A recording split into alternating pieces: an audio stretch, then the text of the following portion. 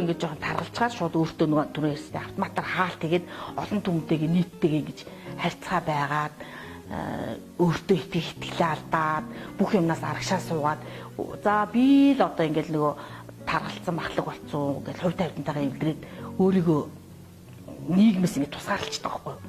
Тэднийг л гоё нийгэмд нь оролцуулмаар байна. Одоо энэ 8 сард бид нэг клипний ажил хийх гэж байгаа байхгүй юу. Яг бондор хүүхнүүдээрээ гоё бондор хүүхнүүдийн дуутай болоод одоо сүлд дуух юм цаашаа ер нь жоохон нэг бас байгаад байдаг тийм ер нь одоо юу 3 бүдүүний нэг дуу байгаа шүү дээ. 3 бүдүүний дуучин бүр бас масыг хөдөлгсөн шүү дээ. Тэгээд тэд нар болохоор эрэгтэй хүнийхээ нүдээр хөсөр хүүхнүүдэд магтандуулсан. Тэгвэл бид нар одоо өөрсдөө эмэгтэйчүүд бид нар одоо бондор байгаа юм чи бас одоо гоё штэ. Тэрэнд ихтэй таргалаач тарган байх сайхан байна гэж байгаа юм биш. Нэг нь л одоо тарган байгаа юм чи өөрийнхөө хувьд авдантайгаа эвлэрээч. Өөрийгөө битгий ингэж хаагаач.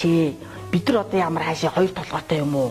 13 дээр дахиад ингээ 13 нэмэгдсэн үнээс гаж хүмүүс юм уу? Биш шүү дээ. Бид нар зүгээр л нөгөө өөхөнд богцсон гоцглэмгүүд байхгүй юу?